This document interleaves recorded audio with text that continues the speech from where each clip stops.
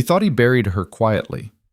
He thought 6 years of loyalty, 6 years of silence, 6 years of standing beside a man who turned the city into his personal kingdom meant nothing.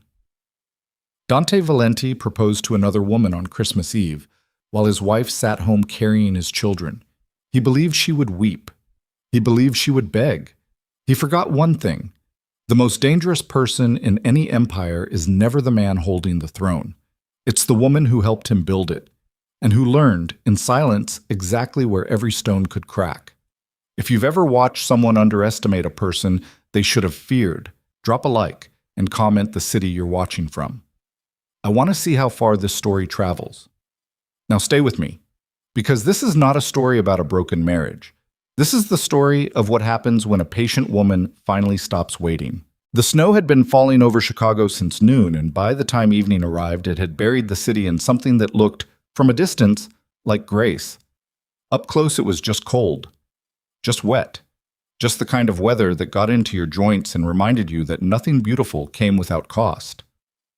Isabella Valenti stood at the floor-to-ceiling window of the house on North Lakeview and watched the street below go quiet.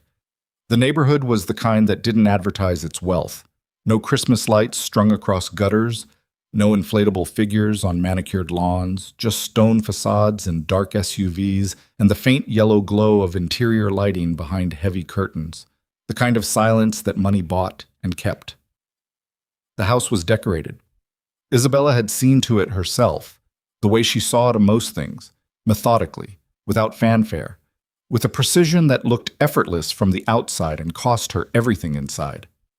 A 10-foot Douglas fir anchored the living room, dressed in cream and gold, candles on the mantel, a wreath on the front door that she'd chosen 3 weeks ago from a florist on Michigan Avenue while Dante was supposedly in a closed meeting with his financial advisors. She knew, even then, that the meeting wasn't financial. She pressed 2 fingers against the cold glass and watched a black town car idle at the far end of the block. It had been there for 40 minutes. The driver never got out. The engine never cut. She recognized the plate, not because it was registered to anything connected to the Valenti name, because it wasn't, because Dante wasn't careless about the obvious things, but because she had spent the last 11 weeks building a list, and that plate was on it. She let her hand fall from the glass. Behind her, the house was empty of the sound she actually wanted. No footsteps on the upper landing, no low voice on a phone call drifting down the hallway. Just the soft tick of the grandfather clock in the foyer, and the faint whisper of the heating system moving warm air through cold rooms. Dante had left at 6:15. He'd kissed her on the cheek. Not the mouth, the cheek, which meant nothing and was meant to mean nothing, a closing gesture, the kind you gave to people you were managing rather than loving. He smelled like the cologne she'd given him last year, which was either a courtesy or cruelty, and she still hadn't decided which. He told her the meeting would run late. Christmas Eve or not, there were obligations. There were men who needed to see his face on a night like this. There were traditions in the organization that didn't pause for holidays. "Don't wait up," he'd said. She'd nodded. She'd been nodding for months. Isabella turned away from the window and moved through the living room with the particular stillness she'd cultivated over 6 years of marriage to a man who read body language the way other men read newspapers. She'd learned early that in Dante's world, everything communicated something. A too long pause, a glance held a half-second past comfortable, the way your shoulders sat when someone said a name you recognized. He was exceptional at reading those signals in other people. It was, in fact, one of the things that had made her fall for him, that attention, that intensity, the way he looked at you like you were the only thing in the room worth studying. What he'd never accounted for was that she had been studying him back. She moved into the kitchen and set the kettle on the burner, not because she wanted tea, but because she needed something to do with her hands. The pregnancy had entered its 5th month, and she was past the stage where nausea ambushed her without warning. But there were still moments, particularly in the evenings, particularly in the silence, when her body felt like it belonged to someone else, like a house she was renting while the real tenant waited elsewhere. Twin girls. The ultrasound had confirmed it 2 weeks ago. She'd gone alone. Dante had been in Miami, or said he'd been in Miami, and she'd sat in the exam room with the paper sheet crinkling under her thighs and watched 2 heartbeats flutter on a gray screen and had not cried, which surprised even her. She'd thought she might. She'd thought the sight of them, small and doubled and impossibly present, would crack something open in her. Instead, she'd felt a cold, clear, absolute certainty settle into her chest like a stone dropped in deep water. She needed to move faster. The kettle began to tremble. She watched it without touching it. Her phone was on the counter. A burner. Not the one Dante's team had set up for her. Not the one that sat in her purse like a prop in the performance of being his wife, but a separate one, purchased with cash at a convenience store in Wicker Park, with a number registered to an email address that didn't connect to anything with her name on it. She'd learned to think that way. She hadn't grown up thinking that way. But 6 years inside the Valenti organization had a curriculum, whether you enrolled intentionally or not. She picked up the phone and opened the last message from the contact she'd saved under the name of a bakery that didn't exist. The message was a single line, package confirmed, Suite 1408, guest list 2. Estimated duration 3 hours. Isabella read it twice. Then she set the phone face down on the counter and turned off the kettle before it screamed. Suite 1408, the Marchetti Grand on Michigan Avenue. She knew the hotel. Dante had taken meetings there, had hosted dinners in its private dining rooms, had walked through its marble lobby with the particular ease of a man who owned the space even when his name wasn't on the deed. She had attended 2 events there as his wife. She knew the layout of the upper floors. She knew that 1408 was a corner penthouse, 2 bedrooms, floor-to-ceiling views of the lakefront, a private elevator entrance with a separate keycard system.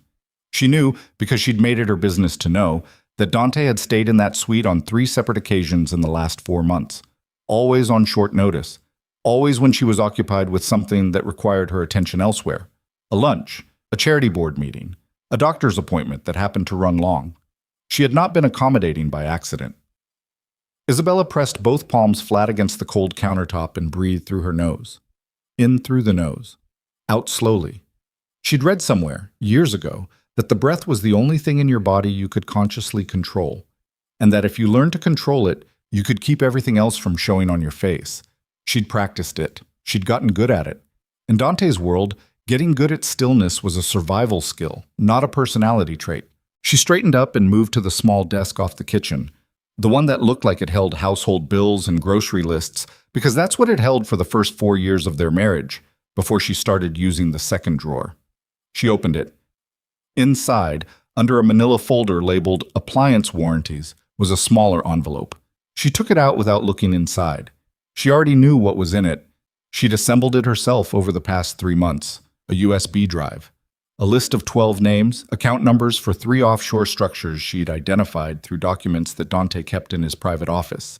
In a safe that he'd changed the combination on twice in the last year, and that she'd nonetheless opened on 4 separate occasions when the house was empty and quiet, and the only sound was her own heartbeat. The combination, as it turned out, hadn't changed as much as he thought. She put the envelope back, closed the drawer. She went upstairs, changed out of the dress she'd worn to dinner alone, and put on something dark and simple. She braided her hair back. She did not put on jewelry. She checked herself in the mirror for exactly 3 seconds, not out of vanity, but out of the same cool assessment she gave everything. And then she went back downstairs, collected her coat, and called a car. Not one of Dante's cars. Not the service the family used. A regular ride share, requested from the burner phone to an address 2 blocks from the Marchetti Grand. She sat in the back seat with her coat buttoned and her hands folded in her lap and watched the city move past the window, Chicago lit up and cold and indifferent, the lake somewhere beyond the buildings throwing dark water against a shore that didn't care what happened on the streets above it.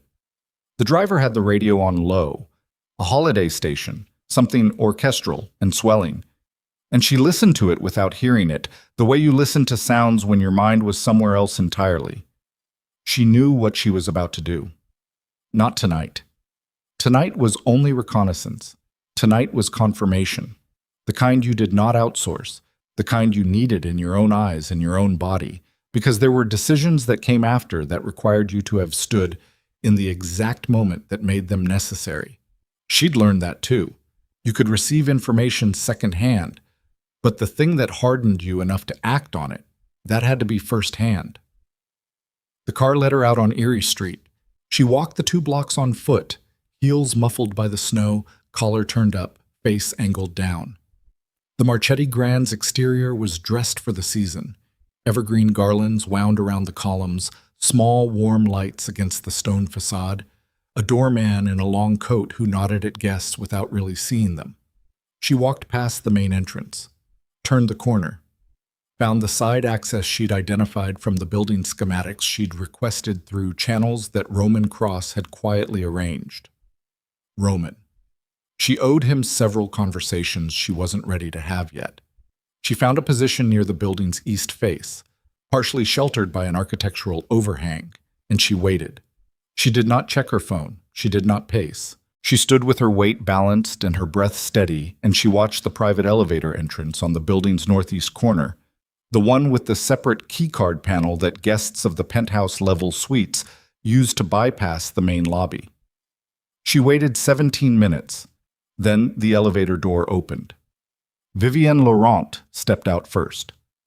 Isabella had known her name for 6 weeks, had a photograph before that, a face that matched the image of someone Dante had described, once, casually, as a contact in the French financial network, a connection through a business associate in Lyon. Isabella had nodded and filed it away and started pulling threads. Vivienne was 31, 8 years younger than Isabella, and she moved through the world with the particular confidence of a woman who had learned that beauty was a resource and had decided to treat it like a business asset.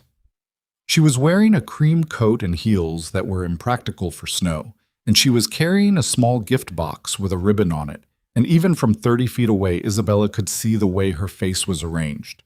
Not joy, exactly, but anticipation. Expectation. The expression of someone who believed she was about to receive something she had already decided she deserved. Dante came out behind her. He was wearing the charcoal suit, the one Isabella had laid out for him the previous January for the ceremony that formalized the Valenti family's expanded territory agreement, the night he'd given a speech about loyalty that his men had received with the kind of reverence people reserved for things they actually believed. He'd looked exactly as he looked now. Controlled, broad-shouldered, the kind of handsome that aged into authority rather than softening into it. He had one hand at the small of Vivienne's back, which was such a mundane gesture, such a completely ordinary thing for a man to do with a woman he wanted, that the ordinariness of it landed harder than spectacle would have. Isabella watched him hold the door. She watched Vivienne lean into him briefly, a casual intimacy that didn't need to perform itself. She watched Dante say something close to Vivienne's ear, and she watched Vivienne laugh.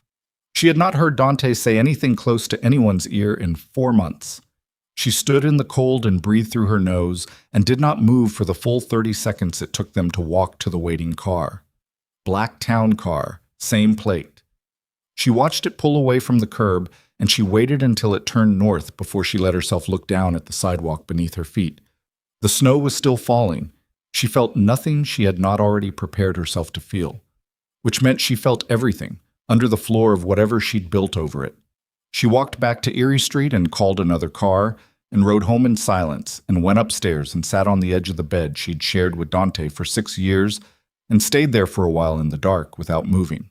Not crying, not planning, just sitting, the way you sat sometimes when the thing you'd suspected had become the thing you knew, and you needed a moment to let knowing settle into your bones before you could pick it up and carry it. After a while, she moved to the bathroom and splashed water on her face and looked at herself in the mirror without the 3-second limit. She looked like a woman who was deciding something. She went to bed. She slept. This was the part, later, that people would find hardest to believe. That she had come home from watching her husband leave a hotel with another woman on Christmas Eve, and she had gone to sleep. But sleep was not the absence of strategy. Sleep was sometimes the most strategic thing. She needed to be clear in the morning. She needed the shock of what she'd seen to metabolize into something usable before she started moving the pieces. She slept 6 hours, clean and deep and dreamless. And she woke at 5:15 in the morning while the city was still dark and Dante's side of the bed was cold and empty beside her. She lay still for a moment, listening to the house. Then she got up. She went directly to Dante's private study on the 3rd floor. the one he kept locked with a keypad, the one his security team swept twice a month, the one that 3 of his most trusted lieutenants had probably never entered without an invitation. Isabella had entered it on 4 occasions. Today would be the 5th. The keypad code was something she'd worked out over the course of 8 months, not by guessing, but by watching, by paying attention to the micro movements of his hand when he thought she wasn't watching, by cross-referencing dates that had meaning to him, by the patient, slightly exhausting work of being smarter than a man who didn't believe his wife could be. She entered the study and closed the door quietly behind her, and stood in the dark for 3 seconds until her eyes adjusted. The room was organized the way Dante organized everything, with the appearance of simplicity over the reality of complexity. Clean desk, 1 lamp, bookshelves that held actual books. But she wasn't interested in the surface. She went to the credenza behind the desk, opened the second panel, not the obvious one, the one with the combination safe, which she had also opened, but the secondary compartment behind the false back, which she had found on her 3rd visit, and which Dante had clearly never imagined she'd locate, because the mechanism for opening it was a small magnetic catch on the underside of the 3rd shelf, disguised as a bracket. Inside, a laptop, an external drive, a leather folder. She already knew about the laptop and the drive. She had already imaged both 6 weeks ago, during the night Dante was in Boston, and she'd had 4 uninterrupted hours. But the leather folder was new. It hadn't been there on her last visit, which had been 19 days ago. She took it out, opened it. The top document was a legal transfer of interest, structured, as most of Dante's serious financial architecture was, through a holding entity in the Cayman Islands. The transfer was dated December 3rd. The receiving party was a trust she'd never seen before, established under a name she didn't recognize. She read it again. She read it a 3rd time. The trust was the receiving entity. The trust's sole listed beneficiary was Vivienne Laurent. The transfer value was listed as contingent on event of dissolution, meaning the money didn't move until a specific trigger occurred. She read the trigger language carefully, and it was lawyered to the point of opacity, but underneath the opacity, the meaning was plain enough. The transfer occurred upon legal dissolution of the primary party's existing marital contract, which was a long way of saying, when Dante divorced Isabella, $62 million moved to a structure built for another woman. $62 million. That was only what was in this document. This was one instrument. She stood in Dante's study in the dark at 5:40 in the morning on Christmas Day, and she was completely still, and her breathing was even, and she felt the thing underneath the floor of her, the thing she'd been containing since August, since she'd first noticed the pattern, since she'd first started building the list, rise up and press against the surface. She did not let it through. Not here. Not in this room. Not where his things were and his smell was, and the particular quality of his presence existed even when he wasn't in it. She photographed every page of the folder with the burner phone, replaced it exactly as she'd found it, restored the false back, closed the credenza, moved back to the door. She stood in the hallway outside the study and breathed. The decision she'd been building toward for 3 months had just found its foundation. It wasn't the affair. She could have survived the affair. She knew that about herself. She'd done the interior accounting on it in her lowest moments, and the number she'd come back to was survivable. What she could not survive, what she would not survive, was the plan behind the affair, the deliberate architecture of erasure. The intention, documented and dated and signed, to remove her from everything they'd built, everything she'd contributed to, everything she'd stood beside and covered for, and sometimes enabled and sometimes engineered quietly, from the position of a wife who Dante's world saw as decorative. He had been planning to leave her with nothing, not just him, not just his presence and his attention and the warmth she'd thought existed even when it became hard to locate. Nothing. The money. The security. The future. And their daughters who he didn't yet know existed in the specific form they'd taken, their 2 heartbeats on a gray screen, would be born into a situation shaped by a man who had been planning their mother's financial destruction before they were born. Isabella went back to the bedroom. She showered, she dressed. She made coffee in the kitchen and drank it standing at the counter in the quiet house and thought carefully, in sequence, about every step she needed to take and in what order. She needed Victoria Hale. She'd needed Victoria for months, but she'd been holding off, because bringing Victoria in meant the thing was real, in a way that had witnesses. And once it had witnesses, it had momentum. And momentum in this world could not always be controlled once it started. But she was past the point of caution, costing her more than action. She texted Victoria from the burner phone. Short, direct, available today. The timeline moved up. Call me when you can. She needed Roman Cross. Roman had already done the early groundwork, the surveillance confirmation, the plate tracking, the initial financial mapping. But she'd been feeding him information in small portions, compartmentalized, keeping him from seeing the whole picture the way she saw the whole picture. It was time to give him more, and she needed Adrian Cole, who was the person she trusted least and needed most, because Adrian understood the architecture of money at a level that even Dante's best financial people didn't, and because Adrian had a specific history with one of the Valenti family's offshore holding structures that gave him both motivation and access that no one else she could reach actually possessed. She had 3 people. She had evidence. She had, which was the thing she hadn't let herself fully acknowledge until right now, standing in her kitchen on Christmas morning while her husband had not come home and the snow was still down and the city was still asleep, she had position. She had 6 years of proximity to a man who trusted her just enough to be careless around her. Not fully careless. He wasn't a fully careless man, but enough. Enough that she knew where the money moved and who it moved through and what the pressure points were in his organizational structure and which of his lieutenants respected him out of genuine loyalty and which respected him out of nothing but the fear of what happened if they didn't. The ones who respected him out of fear were hers, if she moved correctly. Not all of them. She didn't need all of them. She needed 3 or 4, positioned correctly, at the right moments. She refilled her coffee. The front door opened at 8:47, and Dante came in wearing the same suit and carrying the jacket over his arm, and his tie was loosened. He stopped when he saw her at the kitchen counter, and for a moment, just a moment, she watched something move across his face. Not guilt, exactly. More like recalibration. He was reading her body language, the way he always read body language, looking for the signal that told him what this moment required of him. She gave him nothing. "Merry Christmas," she said. "You're up early." He set his jacket on the chair and moved toward the coffee maker. Couldn't sleep.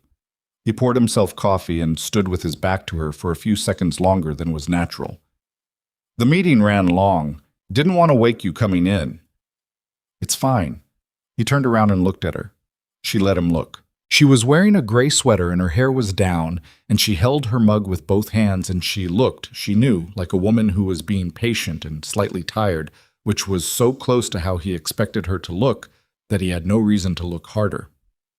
"You eat?" he asked. "Not yet. I'll make something." He moved toward the refrigerator. This was the thing he did. Periodic demonstrations of domestic participation, meals he would cook on significant mornings, breakfasts assembled in the kitchen of the house he was systematically preparing to remove her from. She watched him open the refrigerator, and she thought about the folder in the credenza upstairs, and she thought about $62 million, and she thought about Vivian Laurent's face in the cold outside the hotel. She thought about her daughters. "Dante," she said. He looked at her over his shoulder. "I wanted to ask you about something." He closed the refrigerator and faced her. "Yeah?" "The DeLuca situation." She watched his expression settle. She could see it happen, the almost imperceptible shift from one mode to another, from whatever he was managing about last night to the register he used for business. "Victor called me last week. I didn't mention it because I wasn't sure it was something you needed immediately, but he was asking about the arrangement on the North Side properties, the Ashland Avenue portfolio. It was a real thing. She'd chosen it specifically because it was real, because it gave her a reason to have initiated a conversation about the organization's financial structures, because she'd been seeding these conversations deliberately for 3 months, and this one would seem, in retrospect, like continuity. Dante set down his coffee. "Victor called you directly?" "He said he couldn't reach you." She paused. "He seemed anxious." She watched him process it. Victor DeLuca was a man whose anxiety Dante took seriously, because Victor DeLuca's anxiety had historically preceded developments that cost the organization money. She had known this. She had chosen Victor specifically. "What did you tell him?" That I'd let you know. She held his gaze. I'm letting you know. He exhaled and ran a hand across the back of his neck. I'll call him this afternoon. All right. He went back to the refrigerator.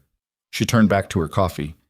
They existed for a moment in the kitchen in what looked like a marriage and was actually something else entirely, something that had a name she hadn't finished giving it yet.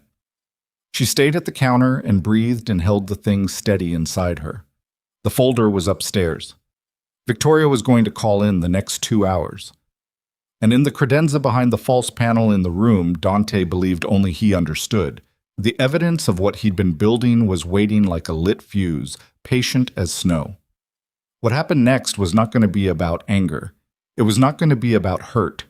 It was going to be about power, and who had actually been accumulating it, and how thoroughly a man could be wrong about the woman standing 3 feet away from him in his own kitchen, drinking coffee, waiting for him to make a mistake he didn't know he'd already made.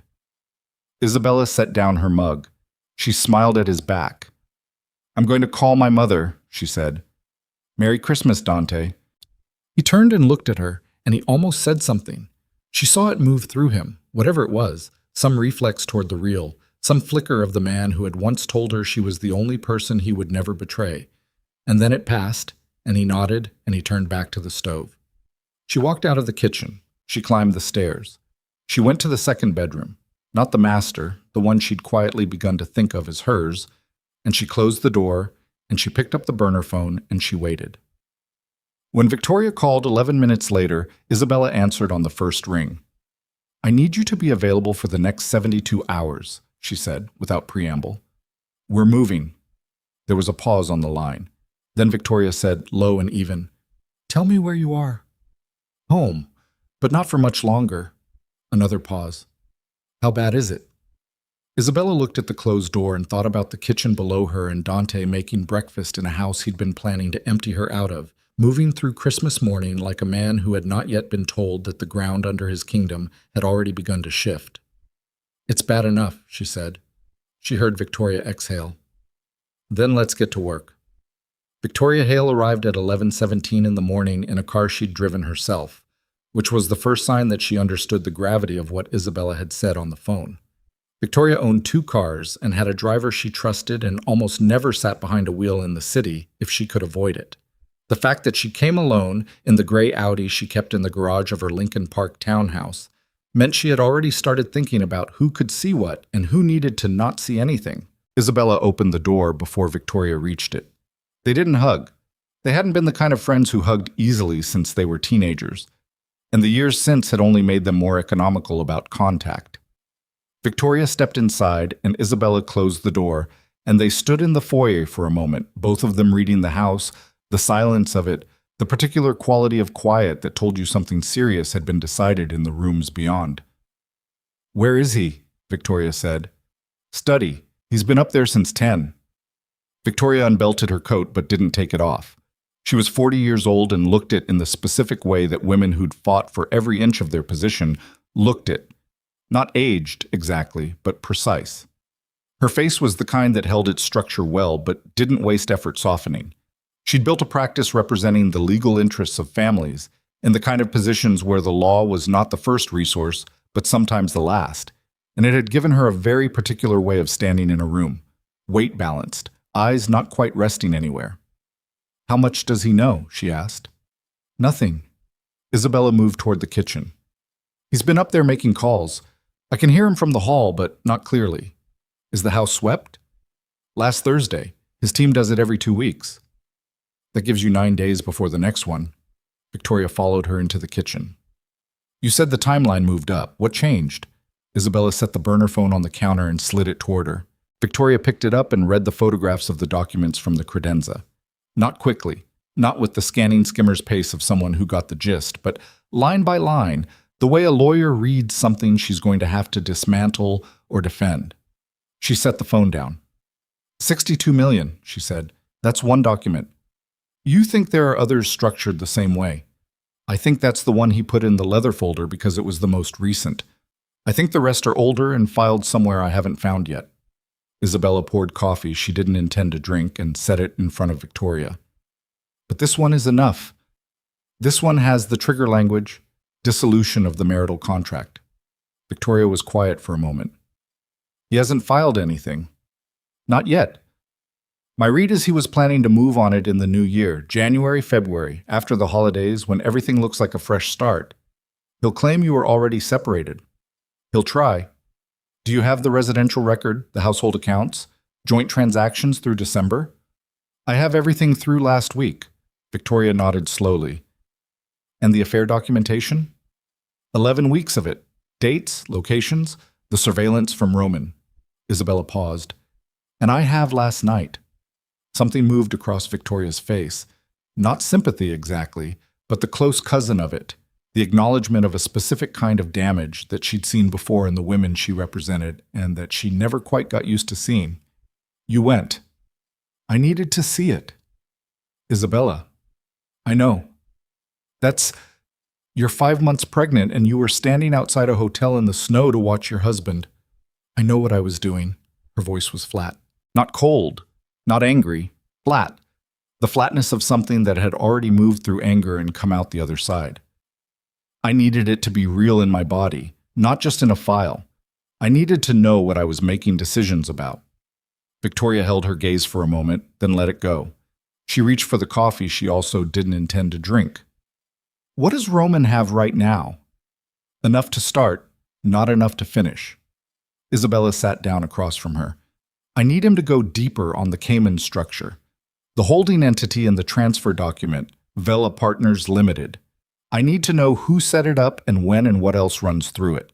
Because if Dante structured a $62 million contingent transfer through Vela, Vela is doing other work. And if Vela is doing other work, there are other documents. Roman's going to want something for that level of access. Roman already has what he wants from me. He wants the material on the Halston account. Isabella watched Victoria's expression change. I know. I haven't given it to him yet. But it's the leverage he's been waiting on. And if I give it to him now, he moves fast. The Halston account is a federal matter. It's going to be a federal matter regardless. The only question is whether Roman uses it or someone else does. Victoria pressed 2 fingers to the side of her mouth and was quiet. Outside, the snow had stopped. The city beyond the kitchen window was white and still, and looked from here like nothing that complicated ever happened in it. You're further ahead than you told me, Victoria said finally. I told you what you needed until you needed more. That's a very Dante Valenti thing to say. Isabella looked at her steadily. I know where I learned it. The sound from upstairs shifted. The low murmur of Dante's voice through the ceiling changed register. Not louder, but different. The way a conversation shifted when it moved from information to instruction. Both women went quiet and listened. 30 seconds. A minute. Then the sound stopped. He'll come down eventually, Isabella said. Do you need me out before he does? Yes, but not yet. There's something else. She got up and moved to the small hallway off the kitchen where they kept the household files, insurance records, property documents, the mundane infrastructure of a life organized for appearances. And she opened the 3rd drawer and removed a legal-sized envelope she'd placed there 4 days ago. She brought it back to the table and set it in front of Victoria. What is this? Victoria asked. The deed to the Wilmette property, the one Dante doesn't know I know about. Victoria opened the envelope and scanned the first page. This is in your name. He put it in my name in 2021 as part of a tax structure. He forgot about it, or he assumed I never looked at the property holdings carefully. Isabella sat back down. He was wrong. A property in your name is an asset you control independently. Yes. And he can't move to liquidate or encumber it without your consent. Yes. Victoria looked up. You've been sitting on this for how long? Since March. The sound of footsteps on the stairs came through the ceiling. Both of them heard it at the same time. Victoria folded the envelope closed with the practiced efficiency of someone who had handled delicate documents in awkward situations before and slid it across the table to Isabella, who had it in her hand and her hand at her side before the footsteps reached the bottom of the staircase. Dante appeared in this kitchen doorway. He looked at Victoria first, a look that lasted approximately 1 second and contained about 15 calculations. And then he looked at Isabella. Victoria, he said. Dante. Victoria's voice was completely even. Merry Christmas. Same. He moved to the coffee maker with the particular ease of a man entering a room he owned, and he refilled his mug without hurrying, and he turned around and leaned against the counter.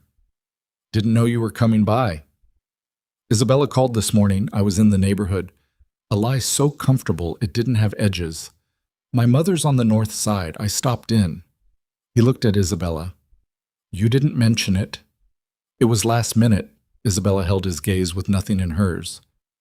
She brought pastries, but we already ate them. Sorry. Something in him decided not to pursue it. She saw the decision get made. The assessment completed. Nothing that registered as a threat. 2 women drinking coffee on Christmas morning. Routine. He had categorized the situation and moved on, because that was what he did with things he didn't think required his attention. And Isabella and her friendships had stopped requiring his attention approximately 3 years into their marriage.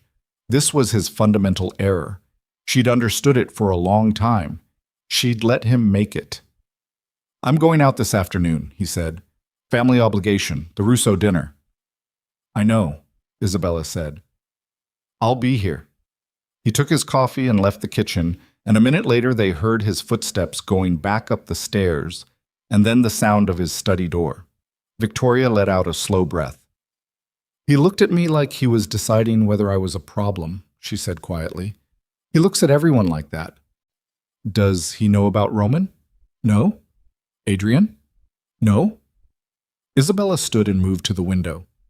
The only connection he has to any of this is Victoria Hale, who is my oldest friend and his wife's attorney of record for personal matters, which is not suspicious, which I made sure was not suspicious by using Victoria openly for small things over the last 2 years.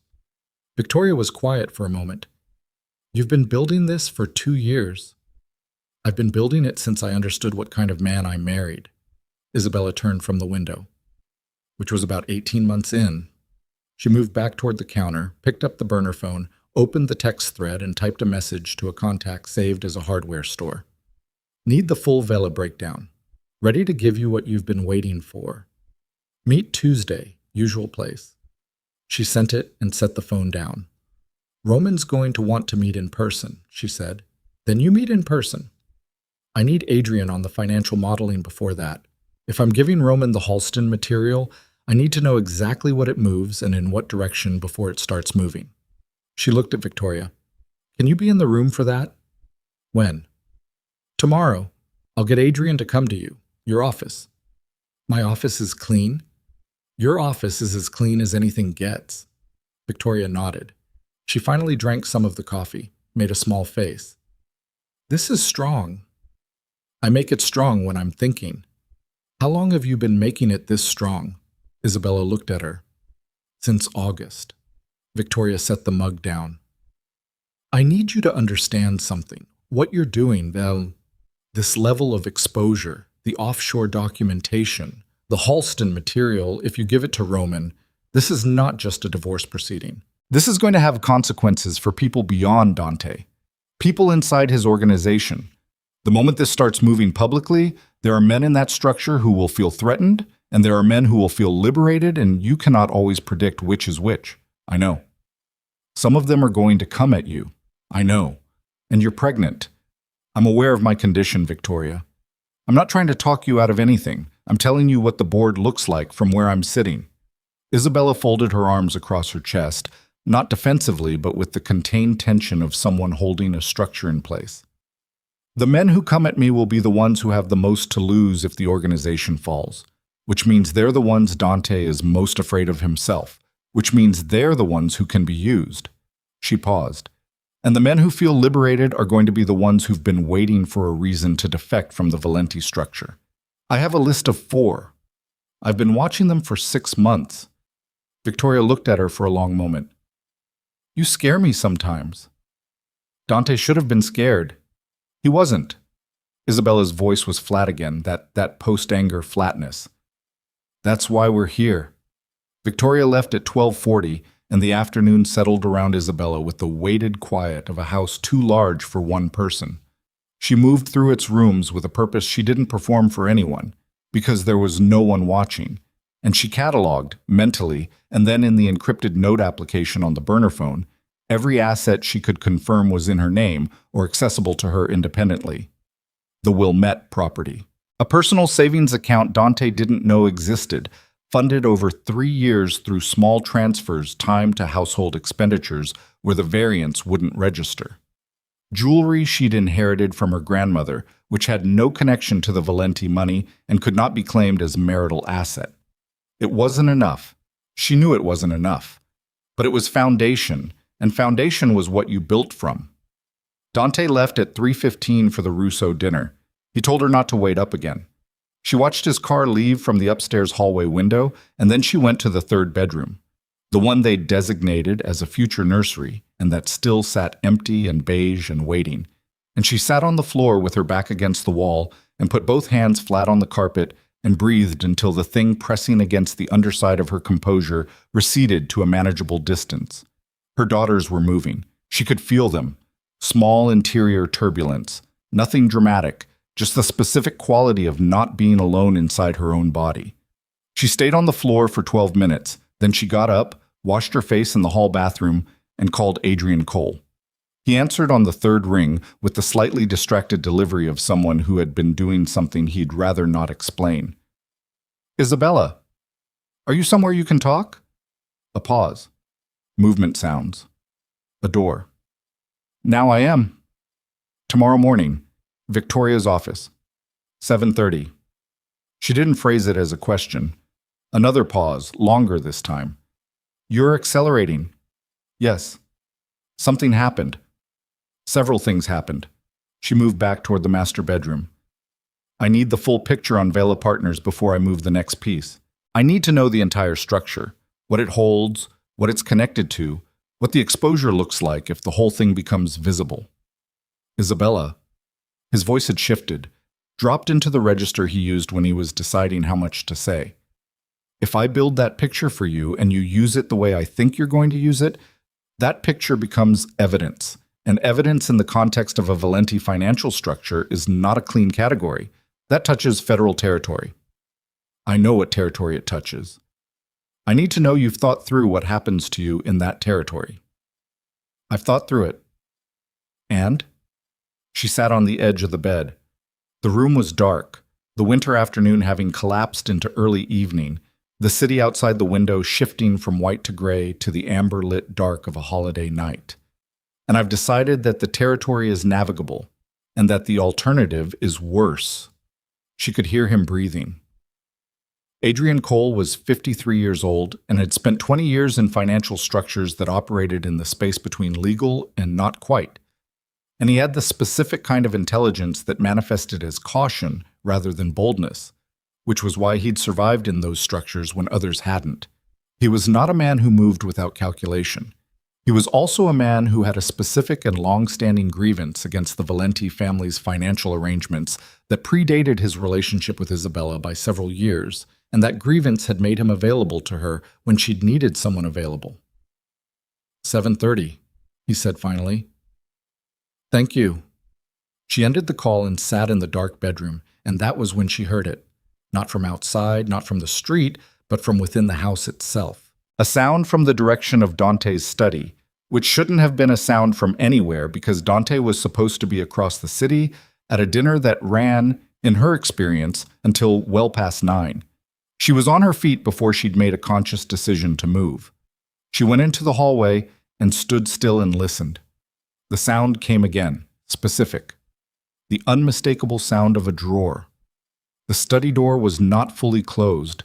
She could see the edge of light coming from the gap. Her first thought was, Dante came back.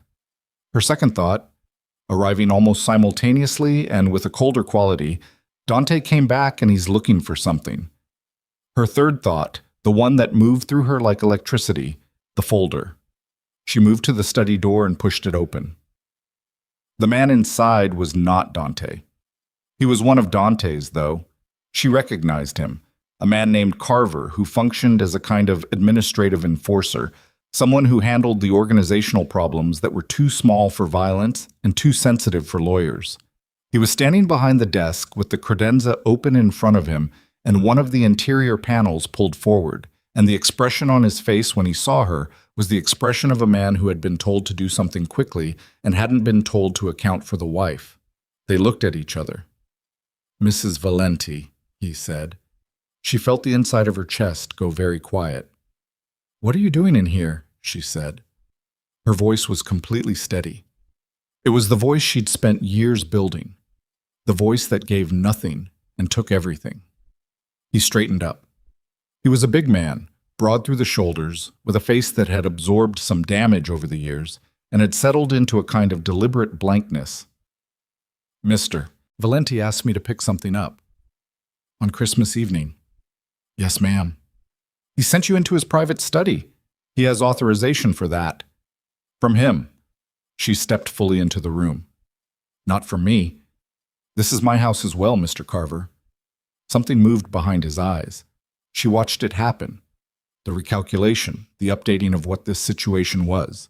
Because men like Carver operated on simple models, and the simple model here had just gotten complicated. He'd expected an empty house. He'd expected to do a quick retrieval and leave. He had not expected a pregnant woman in the doorway who was looking at him like she was already 3 moves past this moment. "I can see what you were doing." She didn't move from the doorway. "What did he ask you to pick up?" "Documents." "What documents?" He set his jaw. "I wasn't told specifics." She held his gaze. "Call him." "Excuse me?" "Call Dante. Right now from your phone while I'm standing here. Tell him you're in the study and that his wife would like to speak with him." She kept her voice at precisely the temperature of a woman who was inconvenienced rather than threatened. "If he sent you here with authorization, he'll confirm it. Go ahead." The pause that followed lasted long enough that she could feel her own pulse in her palms. Carver did not reach for his phone. She understood, in that moment, that Dante had not told him to come here tonight in the way that things were usually authorized. He had told him to come quietly, during the dinner, while the house was supposed to be empty. Which meant whatever Carver had been sent to retrieve, Dante wanted retrieved without Isabella knowing it had ever been retrieved. Which meant Dante had realized something was off. Not everything. Not the full picture. But something. "You should leave," she said. Carver looked at her for another long moment. Then he closed the credenza, moved around the desk, and walked past her through the doorway without speaking. She heard him go down the stairs. She heard the front door. She stood in the study and listened to his car pull away, and then she went directly to the credenza and opened it. The leather folder was still there. He hadn't gotten to it. He'd been in the wrong panel. The obvious one. The combination safe, not the secondary compartment behind the false back. He hadn't known about the magnetic catch, but Dante had sent him, which meant the window had just closed to almost nothing. She took the folder out, put it under her arm, and moved. She went downstairs, retrieved the burner phone, and texted Victoria. "Tonight." He sent someone to the house. We're out of time. She texted Roman. "Move on Vela now. Don't wait for Tuesday." She texted Adrian. "Make it 6 a.m., not 7:30. Then she stood in the middle of her kitchen on Christmas night with her husband's private documents pressed against her ribs, and she understood with absolute clarity that the careful and patient architecture she had been building for months had just entered a different phase. Not the planning phase, not the preparation phase, but the phase that had no option of reversal, no margin for hesitation, and no version of itself that ended in the middle.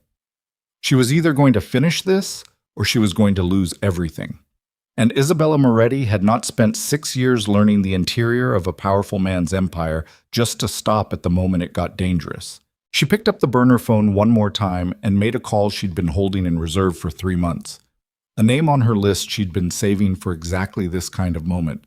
A man inside Dante's organization who'd shown her, twice, that his loyalty had a ceiling. He answered on the second ring. "It's time," she said. "I need you to do something for me tonight." There was a pause on the line, short, decisive, the pause of someone who had been waiting for this call long enough that its arrival was almost a relief. "Tell me what you need," he said. Outside, the city was cold and dark, and the snow had started again, falling on a Christmas night that was going to end very differently than it had begun. And somewhere across the city, Dante Valenti was sitting at a table with people who still believed he controlled everything, still believed the empire he'd built was solid and permanent and unconditional, still believed that the woman he'd left at home was staying where he'd left her. He was wrong about all of it. He just didn't know it yet. The man on the phone was named Garrett Solis. He was 44 years old and had been inside the Valenti organization for 11 years, long enough to have watched 3 different men hold the position of financial controller, and long enough to understand with the specific clarity of someone who had survived by being useful that the organization's relationship with its own members was fundamentally transactional in a way that Dante's public speeches about loyalty were designed to obscure. Garrett ran the logistics coordination for the North Side operations, not the money itself, but the movement of things that supported the money, the warehouses and the drivers, and the scheduling that made the physical infrastructure of the Valenti empire function without friction. He had shown Isabella his ceiling twice. The first time was 18 months ago, at a dinner at the house, when Dante had made a comment about one of the North Side managers in front of the assembled table, a comment that was designed to humiliate, to establish a hierarchy of worth in the room, and Garrett had looked across the table at Isabella with an expression that lasted less than a second, and that contained, in that second, something she recognized. The look of a man who was tired of pretending the thing he worked for was something he respected. The second time was 6 months ago, when she'd encountered him alone in the hallway outside Dante's study after a meeting had ended and the others had filed out, and she'd said nothing, just held his gaze for a moment, and he'd said quietly, unprompted, "You're smarter than he gives you credit for." And then he'd walked away. She'd added him to the list that same evening. Now she stood in her kitchen at 9:40 on Christmas night and told him what she needed, and he listened without interrupting, and when she finished he said, "The Ashland warehouse, the logbook for Q3. A pause. "He's been moving it." "What do you mean moving it?" "The physical record. The handwritten one he keeps as a backup to the digital, he had it relocated 2 weeks ago." Another pause. "To the Marchetti suite." Isabella's hand tightened on the phone. The Marchetti Grand, Suite 1408. The same location, the same place, the same rooms where she'd watched him the night before with his hand at the small of Vivian Laurent's back. "Why?" she said, though she already felt the shape of the answer forming. "Because the digital records are in a system your name is attached to as a secondary administrator. He changed that 3 weeks ago. Removed your access. But the change isn't fully processed through the third-party server yet, which means for approximately another 72 hours, the system still technically recognizes your credentials." She understood. Dante had begun the process of removing her from the organization's financial infrastructure, but hadn't finished it. He'd moved the physical backup because he'd realized, or someone had told him, that it represented exposure. He'd moved it somewhere he controlled and she didn't have access to, except the digital window was still open, for 72 hours. "I need you to access the Q3 records tonight," she said. "Everything under the Ashland umbrella. Can you do that from where you are?" "I can get to a terminal." "Do it. Screenshot everything. Send it to this number." "Isabella." His voice shifted, not hesitant, but careful, the carefulness of a man who was about to say something he'd been holding. "If I do this, I'm done. You understand that. There's no version of this where I go back to my position and everything is normal." "I know.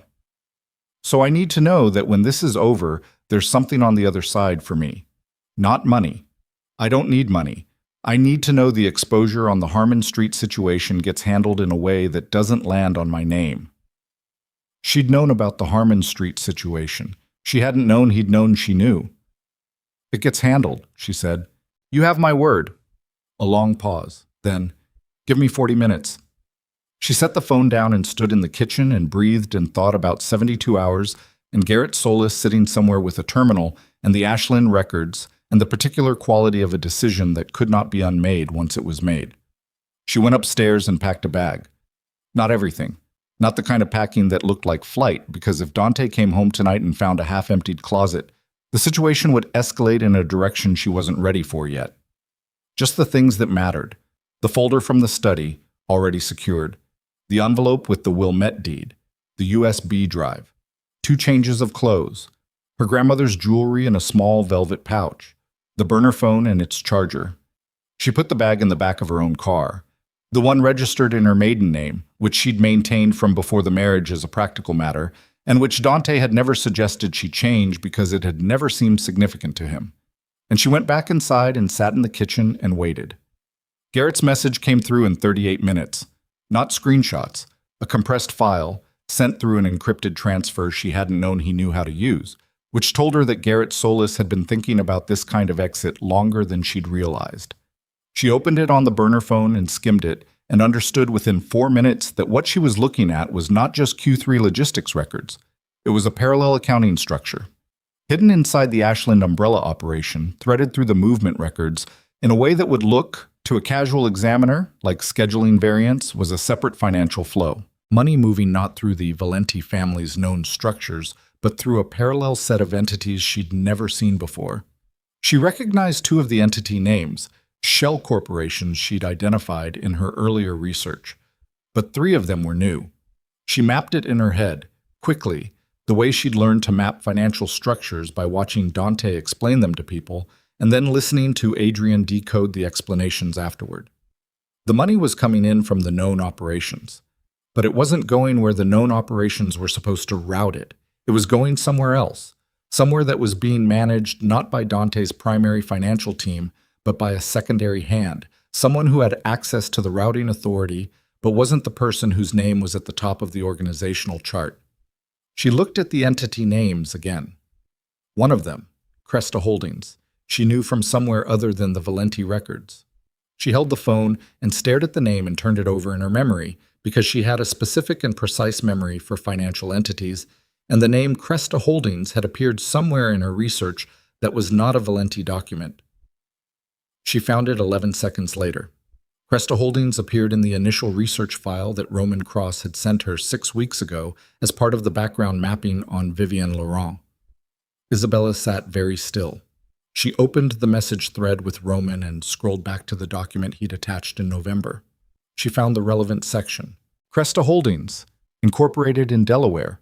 2 listed directors, one of whom was a name she didn't recognize, and one of whom was a nominee director used by a specific incorporation service in Wilmington that Roman had flagged as connected to Laurent's financial network. Vivienne Laurent had a stake in Cresta Holdings. Cresta Holdings was receiving money from the Valenti operations through the Ashland parallel structure. Isabella set the phone down on the kitchen table and stared at the wall. She picked it up and called Roman. He answered immediately, which meant he'd been awake and waiting. "I'm already on Vela," he said, before she could speak. "Forget Vela for a minute. I need you to look at something." She read him the Cresta Holdings details from Garrett's file. The entity name, the routing, the connection to the Ashland umbrella. A silence. "Roman, I hear you." His voice had changed, flatter, more careful. "Where did you get the Ashland records? Does that matter right now?" "It matters for the chain of custody if this becomes legal material. Yes. I'll explain the chain later. Tell me what Cresta Holdings means in the context of Vivienne Laurent." Another silence, longer this time. She could hear him moving, the sound of a chair, of something being set down. "Isabella, I need you to listen to what I'm about to say without reacting until I'm finished." Her chest tightened. "Say it." Cresta Holdings is not just a financial vehicle for Laurent. I've been sitting on this because I wasn't certain, and I didn't want to bring you incomplete information, but given what you're seeing in the Ashland records, he stopped, started again. Vivienne Laurent is not a mistress. She's not someone Dante met and fell for and is managing on the side. She was introduced to Dante 14 months ago through a specific channel that connects back to the Russo family. Isabella's hand went flat on the table. The Russo family. The Russos were the other major organized crime structure in the city, the one that had existed in parallel to the Valenti organization for 2 decades in a state of managed tension. Not war, not alliance, but the careful and suspicious coexistence of 2 bodies of power that understood the cost of direct conflict. Dante was at a Russo dinner tonight. He attended one every Christmas. It was a tradition she'd always understood as a ritual maintenance of the truce. "What kind of channel?" she said. "A strategic one." Roman's voice was quiet and deliberate. Laurent's background, and this took me 8 weeks to verify because it was covered extremely well, is not French financial consulting. Her background is intelligence-adjacent work connected to a network that the Russo family has used for corporate intelligence operations for the last 6 years. She was placed. The kitchen seemed to contract around her. Placed, she repeated, introduced deliberately, positioned to get close to Dante. What I didn't know until the last 48 hours, and Isabella, this is the part that changes the shape of everything, is that the Russo family's interest in this operation is not just intelligence. The parallel financial structure you're seeing in the Ashland records, that's not Dante building a secret fund for his future with Laurent. That's money flowing out of the Valenti organization and into a Russo-connected vehicle. Laurent isn't Dante's plan. She's the Russo family's plan. A pause. Dante doesn't know.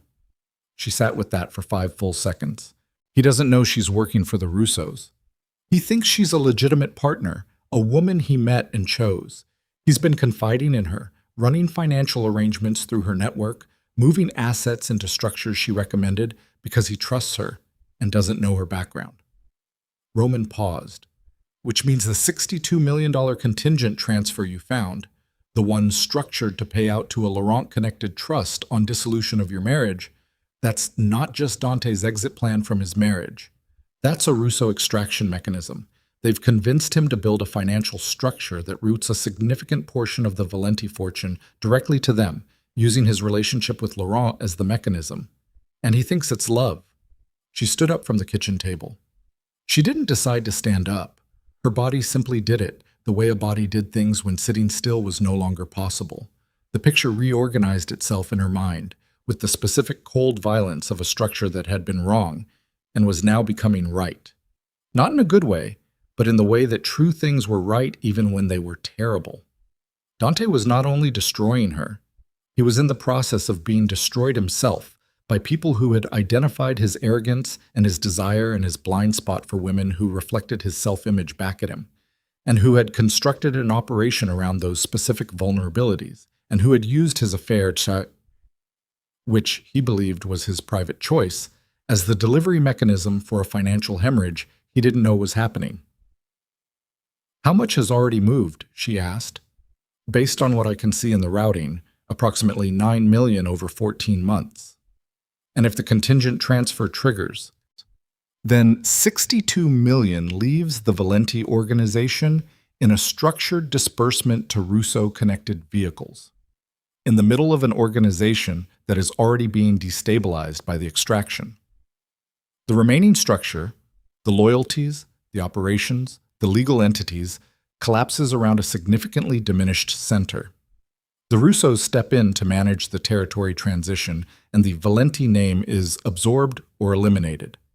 It was an assassination without a body, a takeover that looked like a love story. Roman, she said. Yes. Does Adrian know any of this? A pause that lasted a breath too long. Why would Adrian know? She heard it, the half-second, the slight displacement of a question that should have been instant. She had spent 6 years in a world that ran on subterfuge, and she had learned to hear the sound of a man deciding what to say rather than saying what he knew. Roman, her voice went very quiet. What aren't you telling me? Isabella, don't. The word landed hard. Don't manage me. I have passed the point where I can afford to be managed. What is the connection between Adrian Cole and what you just told me? The silence this time was longer. She stood in the kitchen with one hand on the back of a chair, gripping it, and waited. And the quality of the wait was different from any wait that had come before it. In the last 11 weeks, because she could feel, in the silence, that the thing on the other side of it was going to change the shape of everything she thought she'd been building. Adrian Cole has a relationship with the Russo financial network, Roman said finally. Not a new one. Pre-existing. I found it 2 days ago and I was trying to verify the full extent before I brought it to you. He stopped. He was referred to you, Isabella, when you started reaching out for financial expertise 8 months ago. Do you remember how you found him? She did remember. She'd asked Victoria for a referral. Someone outside the Valenti network. Someone clean. someone who could do the financial modeling she needed without being traceable back to the family. And Victoria had given her a name.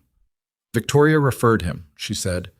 Victoria got the referral from a mutual contact in the legal community. I've been trying to trace that contact. He paused. The mutual contact has a professional relationship with a Russo family attorney. The chair back creaked under her grip. You're telling me, she said slowly, that the financial advisor I've been feeding information to for the last 8 months, the man I was going to meet at Victoria's office at 6 tomorrow morning, has a connection to the Russo family. I'm telling you I don't yet know the nature of the connection. It may be incidental. It may be operational. I don't know. But I was going to give him everything tomorrow. The Vela structure, the Ashland records, the full picture. Yes. She released the chair and stepped back from it. The kitchen felt too small. The house felt too small, though the whole careful structure she'd been building, the 3 months of patient assembly, the compartmentalized intelligence, the measured trust extended in careful portions, had a crack in it that she hadn't seen and might have been there since the beginning. She thought about Adrian Cole's pauses, the way he'd asked about territory and exposure, the way he'd agreed to the meeting with the specific quality of someone who'd been waiting to be asked. She thought about the Russo family sitting down to dinner tonight with Dante Valenti, raising glasses and maintaining a truce that was already a fiction. She thought about Vivienne Laurent in a cream coat stepping out of a penthouse elevator on Christmas Eve. She thought about her daughters moving inside her in the quiet of the house. And then she thought something she hadn't let herself think until this exact moment. She was not just fighting Dante. She had never been just fighting Dante. She had walked into a situation that was larger than a marriage and a betrayal, and a man who underestimated his wife, and the size of it, the full, actual, three-dimensional size of what she was inside, was something she was only now standing in the middle of clearly enough to see. She called Victoria. Victoria answered fast. What happened? Tell me exactly how you found Adrian Cole. A pause. Short, but not the right kind of short. Not the pause of someone retrieving a memory, but the pause of someone registering why the question was being asked. Isabella, it was a referral from... Who? Marcus Hale. He's a colleague from the Bar Association. We've overlapped on... Marcus Hale. What's his connection to the Russo family's legal representation?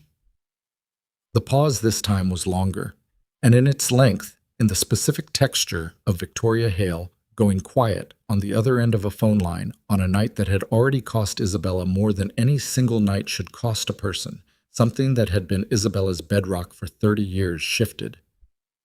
Victoria. Her voice came out thin, not with fear, with the particular thinness of a person standing at the edge of something they cannot step back from. Tell me what you know, right now, all of it. Not tomorrow, not when you've thought about how to frame it, right now. And Victoria, who had sat in her kitchen that morning and drunk coffee and looked at her with something that had seemed like the protective concern of a friend, said nothing for a moment that stretched past any defensible length. And then, very quietly, in a voice that had shed every layer of professional composure, I didn't know it would go this far. The room went white. Not literally. The room was the same kitchen, the same dim evening light, the same cold window. But something in Isabella's vision cleared to a brightness that had nothing to do with illumination and everything to do with the particular shock of a truth that rewrites every preceding moment at the same time that it lands.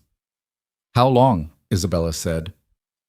Isabella, how long have you been inside this? Silence. Isabella stood in the kitchen of the house that was being taken from her, inside a plan that had just revealed itself as something she hadn't fully understood, carrying 2 daughters who had not asked to be born into any of this, and she felt the thing she'd spent 3 months keeping below the surface finally break through. Not grief, not rage, but something colder and more total than either, the feeling of a woman who had just understood that the only person she had fully trusted in the construction of her escape was not who she had believed her to be. She ended the call. She stood alone. And she understood, in that moment of absolute isolation, with the full weight of it pressed against her chest, and no one left to call and no structure left to trust, that whatever came next could not come from the person she had been at the start of this. The patient woman was done waiting. What had to happen now required someone different, someone she wasn't sure she was yet. but was going to have to become. She gave herself 4 minutes, not to grieve, not to process. 4 minutes to stand in the kitchen and let the full weight of what she now knew press down on her until it became something she could carry rather than something that was crushing her, because there was a difference between the two, and it was entirely a matter of whether you decided to move. Victoria had been inside it, the length of it, the depth of it. She didn't know yet, but the fact of it was settled, and she had no more time to spend on the fact. She needed the shape of it. She needed to understand what Victoria had seen, what Victoria had passed along, what the Russo network knew about her plan, and how much of the last 8 months had been visible to people who were not supposed to be watching. She picked up the burner phone and called Roman back. "Adrian Cole," she said when he answered. "Does he know what I have?" "Define what you have." "The Vela structure, the offshore transfer document, the Ashland parallel accounting. He knows you have financial documentation. He doesn't know the specifics because you compartmentalize the briefings." A pause. "Unless Victoria fed him more than what you told Victoria." She moved through the kitchen into the hallway, thinking, mapping the information backward. What had she told Victoria versus what had she shown her?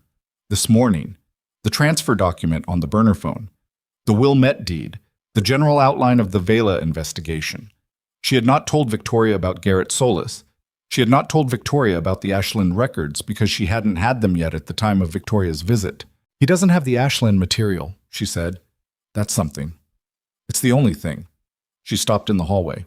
"Roman, the 3 names on my list, Garrett and the other 2, Paulson and Reyes. Do their connections to me go through anything that touched Victoria?" She heard him typing. "Paulson. No. Reyes. Potentially. Reyes had a conversation with you at the Valenti anniversary event in October. Victoria was present." She was present, but not within hearing distance. "You're certain?" She wasn't certain. She had thought she was certain, because she had chosen that moment with the specific care she gave all these moments. But she had been building her plan with an assumption of trust that had just proven false, and the assumption contaminated everything it touched. "I'm not certain of anything right now," she said, "which is why I need you to do something before you do anything else." "Tell me." "Find Garrett Solis and tell him to stop. Tell him to secure what he's already sent me and to not do anything else.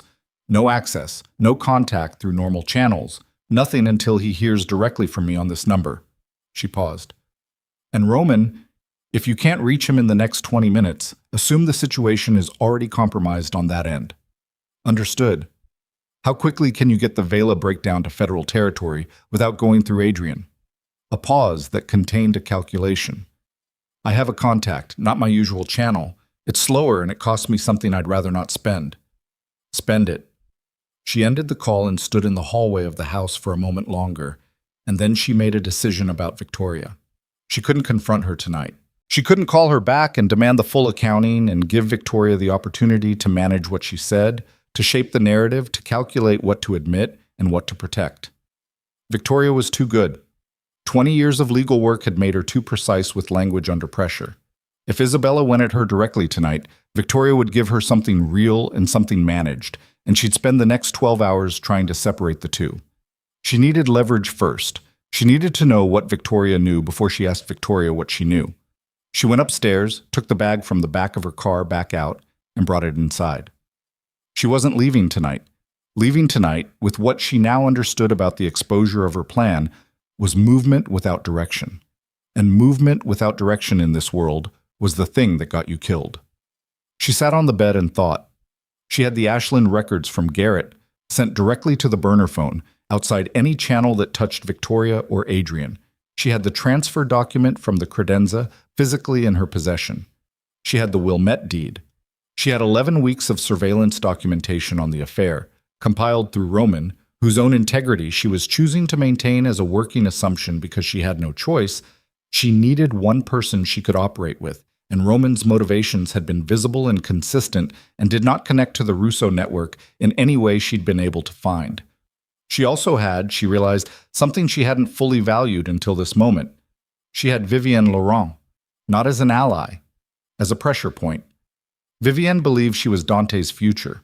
Vivienne had been positioned by the Russo family to extract from the Valenti organization through Dante's romantic choices. But she had been positioned so cleanly, so thoroughly covered, that her actual role as an operative was likely invisible to her functional self. The best intelligence assets were the ones who didn't know the full architecture of their own operation. Vivian may have known she was sent to get close to Dante. She may not have known that the financial structures she'd recommended, the entities she'd directed him toward, were vehicles for Russo extraction. Or she did know. And she was a participant rather than an asset.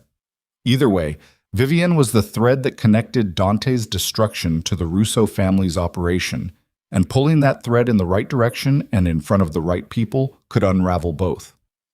Isabella's phone buzzed. Roman. Garrett is secure. He's out of the channel. Good call. She exhaled. Then the front door opened. She heard it from the bedroom.